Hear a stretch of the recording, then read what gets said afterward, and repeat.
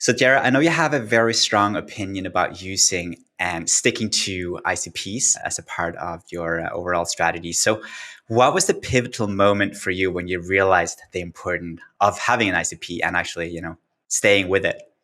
Yeah, I don't know if there's any like single moment in time when I realized that, but my background is in customer success. I've been working with CS from 2015 basically.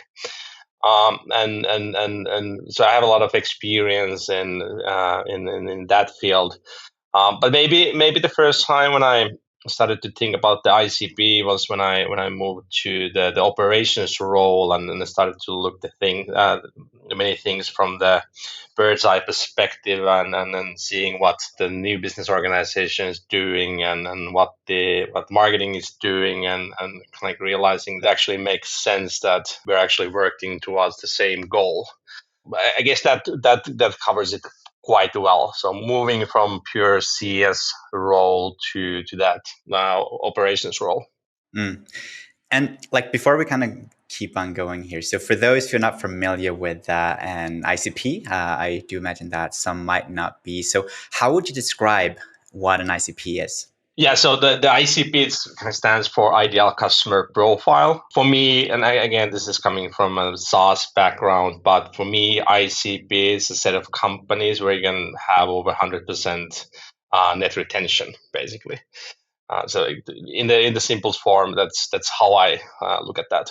So looking at net retention, like if we're thinking about, okay, so how do you find your ICP? Because again, that would be a big part of this is knowing like who actually is the customers you're trying to sell to. And you mentioned retention, so that's quite interesting. That was not what I thought you were going to say. So why that specific metric? No, well, because there's I'm a data guy. I want to be able to justify actions with data. But then you can look at, for example, conversion numbers from new business and look at, okay, so these are the set of companies that are, our conversion rates are good. Maybe that's our ICP. But then when you start crunching down the retention numbers and looking at which segments we have at the best retention. Again, if you are working with SaaS business, the lifeline of the growth in the end is the ability to have over 100% net retention. Because that will be the solution for the hyper growth everyone is after. So actually looking at from that perspective makes a lot of sense. So it's not where it's easiest to sell, but it's actually the set of companies that will be the happiest with you, where you are the best fit for their problem, and they want to actually renew and grow with you. I think that's actually really good because, I mean, as you said, in the end, retention is like if you can keep your retention on a high level, keeping your customers happy, the one you work really hard to get in the first place, I think you are in a really good place. So I think it's just a very interesting way to see it. So yeah, I really like that. So basically, if I wanted to know my ICP, so I just take a list of customers. I look at, I'm expecting you to say a little bit more around this, but I would have a list. I look at the retention rate and we just pick the top ones. And that would be the ICP. Is that what you mean here? Or I guess we have a little bit more work to do before we find, besides retention, what else would you be looking at to kind of build your specific ICP? Yeah, so well, of course, you need to have the data to be able to, like, let's say you have 1,000 customers, and then you know the retention of those 1,000 customers, but then you need to have some sort of way of slicing and dicing those 1,000 customers into smaller pieces and looking at the retention from those smaller segments. And it can be the firmographic data, like what's the industry, what's the size. Of course, typically bigger, like the retention is better in bigger companies. In general in SaaS industry, but it also might be what kind of products they have bought from you. So some product lines might be stickier than others, and just kind of like slicing and dicing it as long as you find the segments where you have that good retention, and then you can end up with multiple different segments, but that's fine. And then in a sense, what you want to do is, I know what is good from retention perspective. Then you take that into an ICP and go to your marketing team and a new business team. Like, I want to have more of these because these perform well throughout the whole customer life cycle. So I know this is a very difficult question to answer, but because all companies are different. But from a SaaS perspective, thinking B2B SaaS, you're targeting kind of medium-sized businesses. Like, what would be a good retention rate there, like in the beginning? Yeah, well, that is a difficult. I think I think it differs from company to company. But then, if you look at the SMB segment, it's really hard to have significantly higher than 100% retention numbers there with the smaller companies. Like, they are, the companies in that segment, they go bankrupt and they get acquired and all that. So there's a lot of changes in that target group. So, but I would say, anything over 80 is a good starting point. But then when you move towards like mid-market, large, in talking about enterprise, I think there you should be over the 100% limit to really identify the ones that are being successful with. And then on the other hand, like, if you can't find the segment that is with over 100% retention, then of course you pick the ones that are better than what you have in there.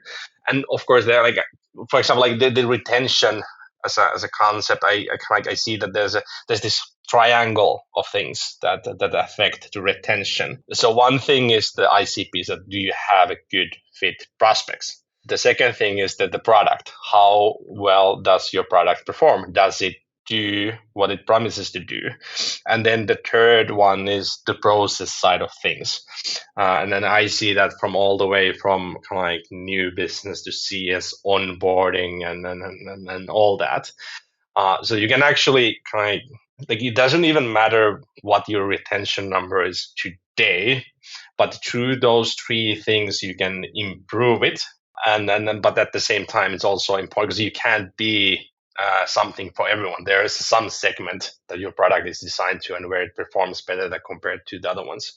It's a bit long answer, but that's how I see it. No. It's really great, and I mean, I do believe as well that like being able to stick with your ICP, like it's gonna serve you so well, especially like that coming from a customer success background, that sales might be a little bit too over excited sometimes to close a little bit too much stuff, especially targets are closing in on the month and the quarter, and becomes less and less strict in terms of what you are closing and not closing. So looking at that, like, how do you make sure that the sales team is actually, staying within the ICP and not closing too much other stuff that they maybe shouldn't, that end up costing you a lot of money with churn and, a struggling CS team that can't really do what they set up to do, and maybe even having higher churn of employees because they're unhappy. Very difficult customers to deal with.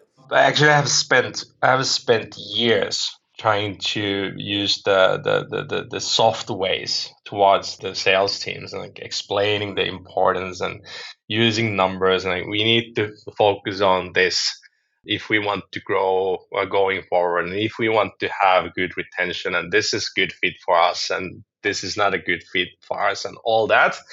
But like, all of that didn't really have any impact. The sales team wants to hit their number, but and in all honesty, that's what they are supposed to do. They want to hit their number. But then I realized that it's about defining what's counted to the number. So it's about aligning the comp plans for the AEs, for the managers, that what is counted towards their number, their quota, is actually the companies within your ICP. And I guess one, like a quite central metric there, would be the retention that we talked about before, that would be central to that compensation, or do you agree? No, I don't think in new business team what the retention ends up being. I don't think that's a criteria for them. It's rather you're on the retention numbers, and then that, okay, this is what defines companies in that segment where the retention is good. And it can be that, okay, companies that are with more than this much in terms of revenue working in this industry, for example. And then you take that to the new business team, that, okay, the companies from this bracket you can close. Or then if you, for SaaS companies, like all the SaaS companies and SaaS products, they integrate with another SaaS products. So then most likely your ICP is companies using a certain tech stack where your product can integrate because no one wants to have a standalone solution anymore.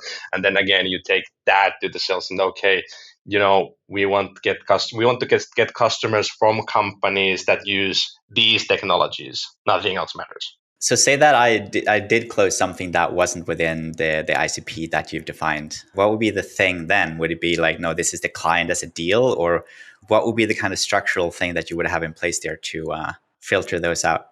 I just wouldn't pay commission out of those. That will direct the sales overnight. Because salespeople, they are there to get new customers and then get commissions. And then if you don't pay them commissions from closing something, they won't close it. They won't do it because don't work for free. So just again, what I said previously, it's just about aligning the commission plans so that the outcome is according to the ICP. Have you always done it like that, or that was something you mentioned that it was you tried soft ways? So like when did that shift happen that you went more into, well, you don't get paid if you don't close within the ICP? I think at Vine we did that maybe 3 years ago, something like that. So I did spend some time with the softwares first, but it didn't work out. But as said, once we changed the commission plan structure, things changed overnight, basically.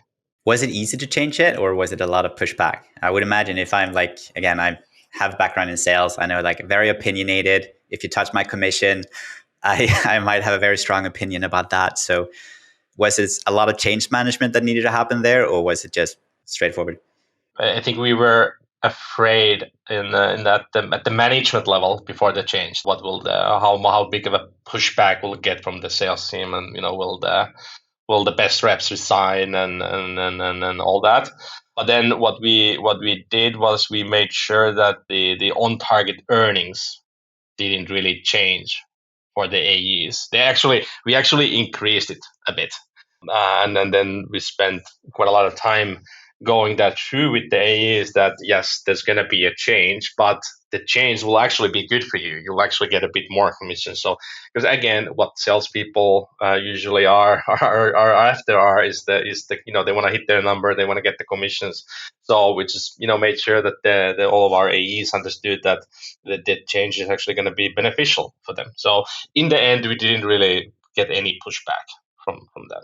Yeah, no, that's because I would believe that would definitely be my concern as well. Like, what's going to happen? So after you did that change, like did you see any kind of short, long-term impact in terms of maybe, customer being happier, churn management, and less time wasted, or happier team? Or like, was there some kind of distinct things that you saw there after making the change?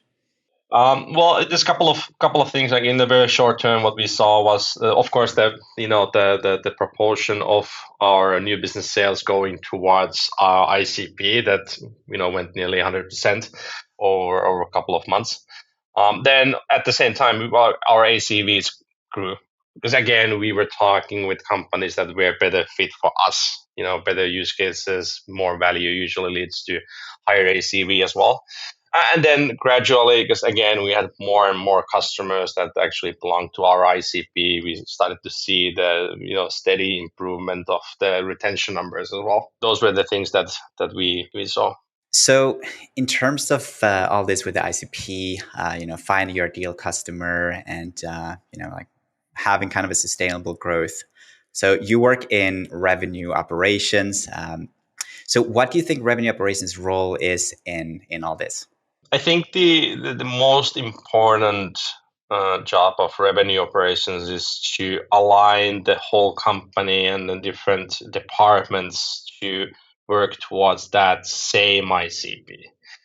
So basically break silos, because it's very easy to end up in a situation where you have your CS team doing something, your new business team is just trying to hit their number regardless of how they hit it. Marketing is just focused on hitting their marketing qualified lead number, not thinking too much about what it actually generates. tech team developing the product from some angle. So just kind of like ensuring that everyone shares the same view on what are our target customers, and then that everyone actually works towards the same goal, which should be to increase the revenue from that segment on a company level. So how do you do that? Because that's easier said than done. Like they're very different personalities, different teams. Like generally, on a very specific level, they would have different things that they're doing on a day-to-day basis. So like how do you actually go about doing that? Like do you have some systems, practices, stuff that you can share? No, I think it requires a lot of cross-functional discussions. So I spend a lot of time with our marketing team. I spend a lot of time with our CS team, with our new business team, but also with our product teams. And you have always these, different projects or initiatives going on, and I always try to be included in those, so that we can connect those to the thing that we are actually doing, and ensuring that we connect those to the ICP and the company level target. So it just requires a lot of discussion and ensuring that everything is connected, serving that ICP segment. Yeah, a lot of discussions, a lot of communication going on. So again, like it's like how do you kind of make sure you're on top of it then? Because you have those discussions, and then you also need some actions and some things implemented based on that. So how do you kind of work with the kind of execution bit of it after those meetings and communications you've had? Is that enough? Maybe it is, or is there something else behind it as well? No, of course we do have a lot of metrics where we can see the impact of those actions. For example, in the product side, we have different metrics on the product usage that reflect the use of our solution in the ICP segment.